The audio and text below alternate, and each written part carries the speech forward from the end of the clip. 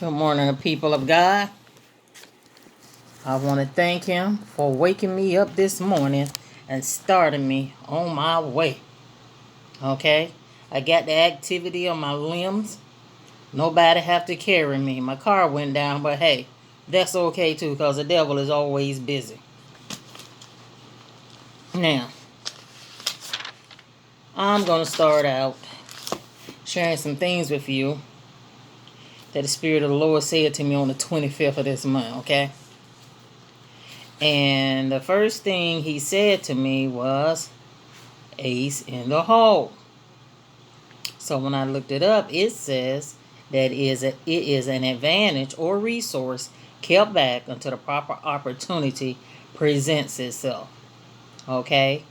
Now, dealing with poker, they said that the ace is dealt and held face down. Okay? Now, in dealing with this resource, God has revealed it to me, and it is something powerful, okay? And I'm not going to share it with anyone. And it looked like it's coming to me and my daughter.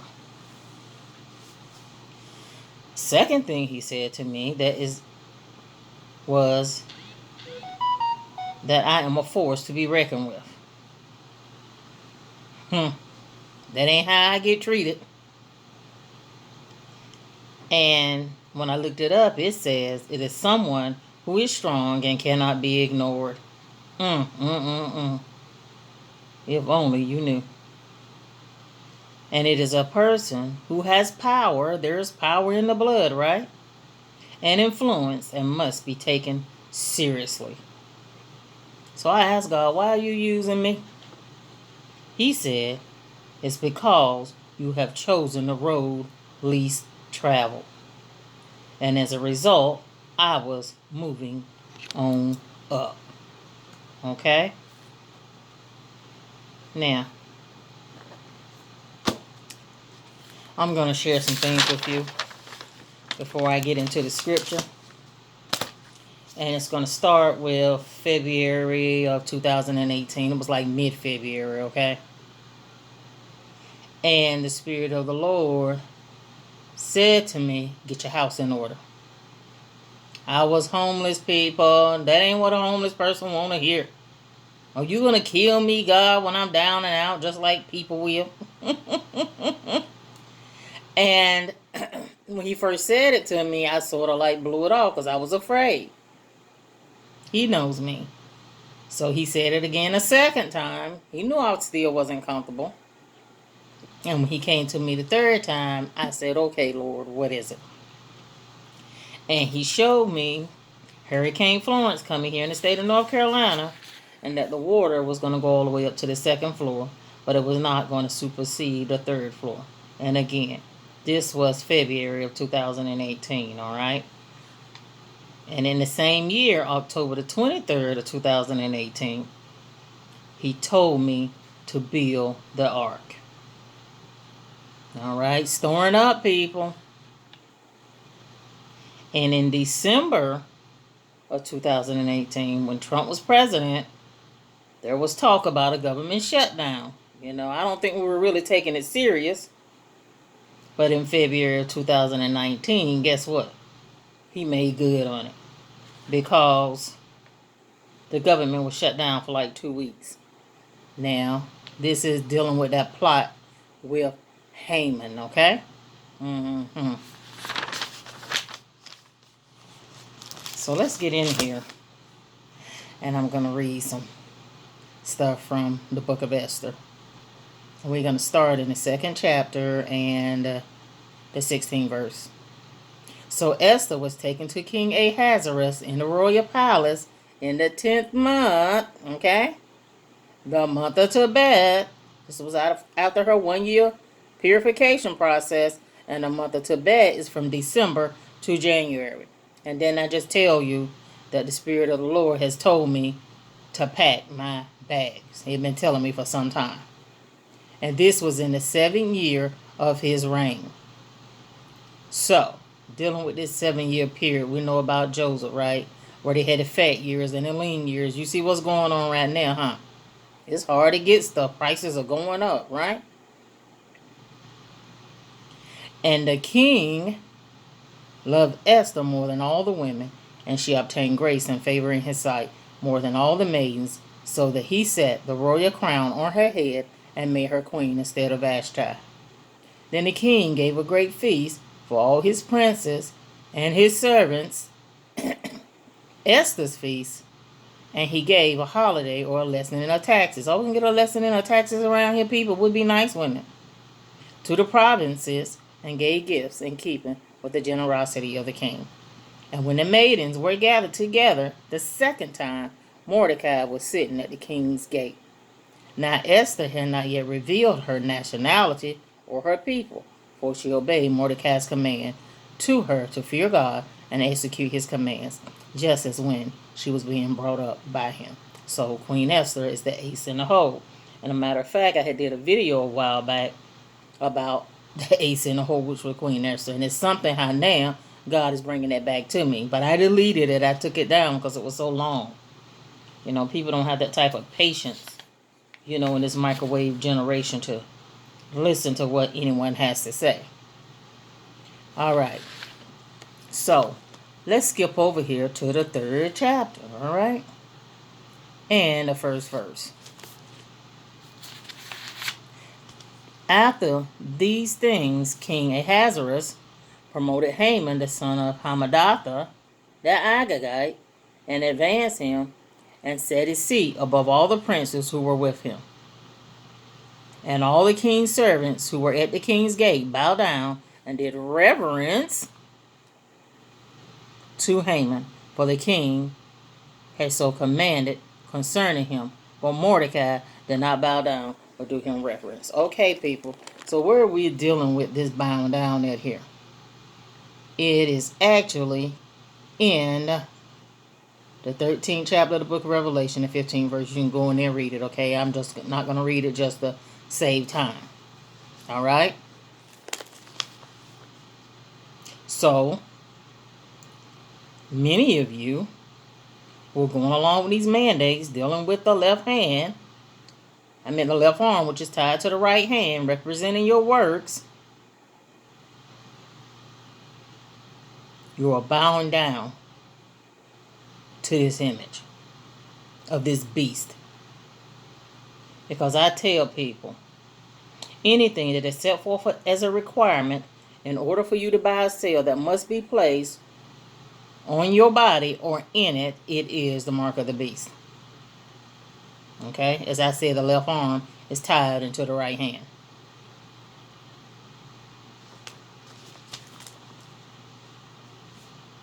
Then the king's servants who were at the king's gate said to Mordecai, "Why do you transgress the king's command?" Now when they spoke to him day after day, and he paid no attention to them, they told Haman to see whether Mordecai's conduct would stand, for he had told them that he was a Jew. And when Haman saw that Mordecai did not bow down or do him reverence, he was very angry. He was wroth, people. But he scorned laying hands only on Mordecai.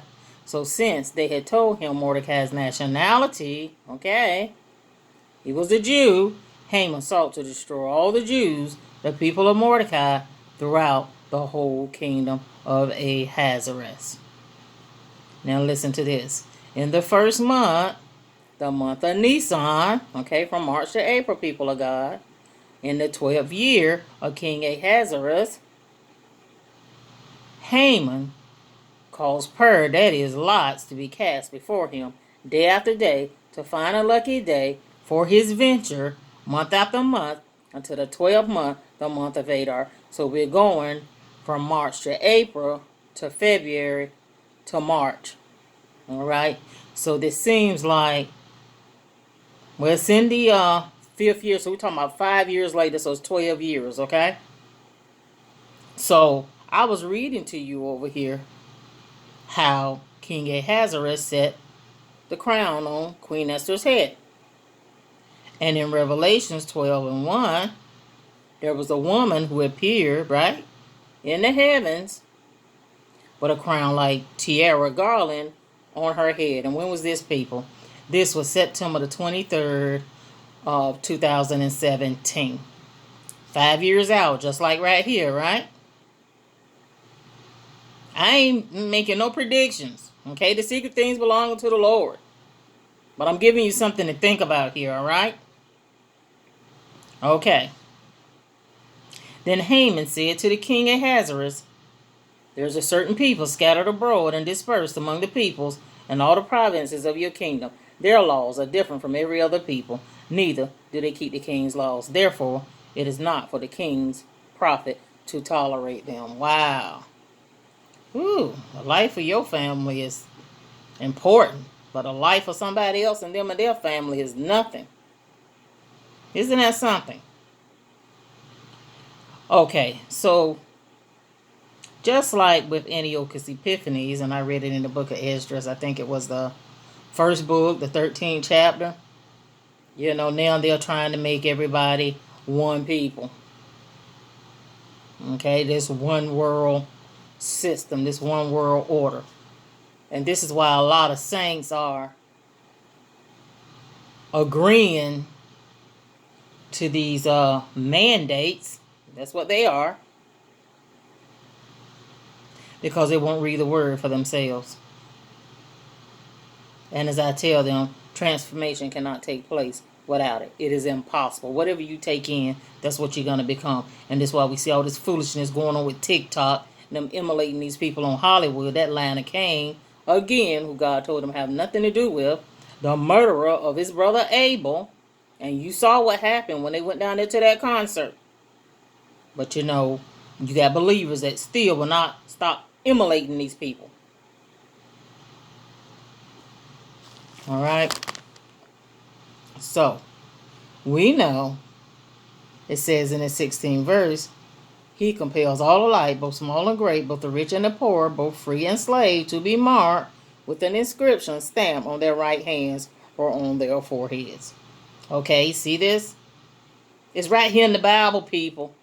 Stop fighting what you are reading here. Okay? They're giving wicked counsel in the cities with these mandates that's going forth, so that no one will have power to buy or sell unless he bears the stamp marked in scripture. That is the name of the beast or the number of his name. Okay? And he was able to what? To cause all to be put to death that would not take it. All right? Let me keep reading. So, of course, he went on and set out this decree to try to have these Jews killed. And Mordecai made the plot known to Queen Esther. He came up there to the gate looking like a hot mess in sackcloth and ashes, which he wasn't supposed to do, and she reminded him of it. But this is what he reminded her of. He said, girl, don't flatter yourself. Don't think that you're going to escape in the king's palace any more than all the other Jews, because you're still a Jew. Reminds me of the imitation of life. For if you keep silent at this time, relief and deliverance shall arise for the Jews from elsewhere. But you and your father's house will perish. And who knows but that you have come to the kingdom for such a time as this. And for this very occasion, okay? So after he said this to her, she told him to go gather all the Jews in Shushan, and tell them, come on, fast and pray with me, okay? Which they did, and then she appeared before the king, and she made her petition known. All right? So people of God, you got to get the correlation between buying and selling and the extermination of the Jews for not bowing down to the will of Haman. All right?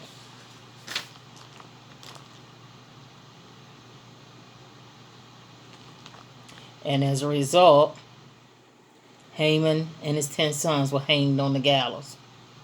As I said, because they were giving wicked counsel in the cities, just like the princes of the people in Ezekiel, the 11th chapter.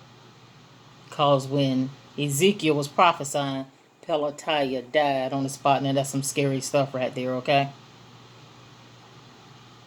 Now, I want to read this here because I'm taken by it, okay? This is personal because it shows the heart of a true queen. A true queen is not vindictive, okay? She always moves in wisdom.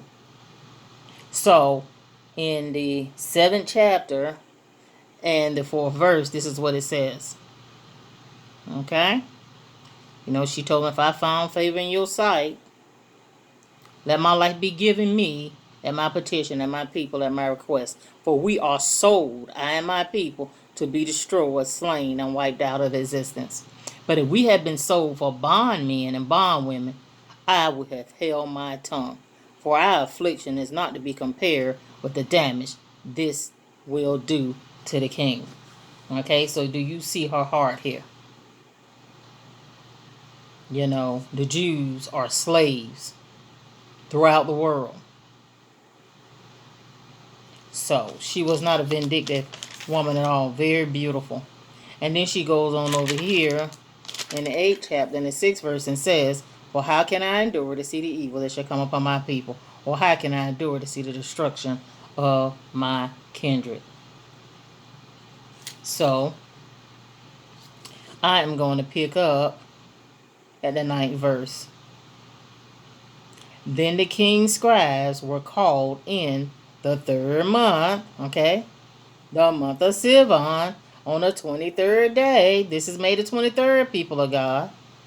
And it was written according to all that Mordecai commanded the Jews, to the chief rulers and the governors and princes of the provinces from India to Ethiopia, 127 provinces, to every province in its own script, and to every people in their own language, and to the Jews according to their writing and according to their language. He wrote in the name of King Ahasuerus, and sealed it with the king's ring, and sent letters by messengers on horseback, riding on swift steeds, mules, and young dromedaries, used in the king's service, bred from the royal stud. In it the king granted the Jews who were in every city to gather and defend their lives, to destroy, to slay, and to wipe out. You know, Beyonce say, we slay. There we go with that Lion of Cain again, right? And to wipe out any armed force. So you get this, armed forces. We're talking about the military here.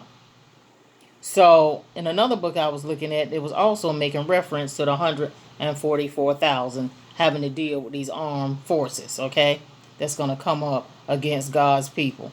That might attack them, their little ones and women, and to take the enemy's goods for a spoil. They could take the enemy's good for a spoil. All right. So, as a result, in the end, like I said, after Haman and his sons were hanged on the gallows, and Mordecai took his position, you know, the Jews, they went to war with their enemies, okay? And, of course, they had those that hated them, and then there was those that wanted to go to war with them. So, you know, they slew a good amount of people. And as a result, the Jews in Shushan, and you're going to read this in the 9th chapter. You know, I went through it and read it. It's short, okay? They celebrated their victory on the 13th day. And the Jews in the villages and the unwalled cities and towns celebrated it on the 14th, and they rested on the 15th day. So this was like a 3-day event for them, okay? The 13th, the 14th, and the 15th. So let me finish reading this last part over here. The 26th verse of the 9th chapter. I'm going to start there. Therefore, they call these days Purim, after the name of Lot. Therefore, because of all that was in this letter, and what they had faced in this matter, and what had happened to them, the Jews ordained and took it upon themselves, and their descendants, and all who joined them, that without fail, every year, they would keep these 2 days at the appointed time, and as it was written, that these days should be remembered, imprinted on their minds, and kept throughout every generation, every family, province, and city, that these days of Purim should never cease from among the Jews, nor the commemoration of them cease from among their descendants. Ain't this something? How history gets lost in the translation because we are participating in pagan holidays. So please do not use Valentine's Day to go out, get in these hotels, wherever you want to go, and have sex with people that you are not married to. And some of you are having more sex than married people, and you think God understands it. No, you don't. Okay? God is not winking at stuff like he did before. He's calling people to get married. You know. It is what it is. So let me recap this again, what he said to me. The first thing he said to me was that I was an ace in the hole, okay? Which is a resource kept back until the proper opportunity presents itself. It says an advantage or a resource. And in poker, the ace is dealt and held face down. Isn't that amazing? And he also told me I was a force to be reckoned with, someone who is strong and cannot be ignored, a person who has power. And I say there is power in the blood for me and influence and must be taken seriously. And when I asked him, why was he choosing me to do this? Because you know what? I was like, hey, I'm cool. I'm fine. Ain't too many people listening to me. And he said, it's because you have chosen a road that is least traveled. And as a result, you will be moving on up.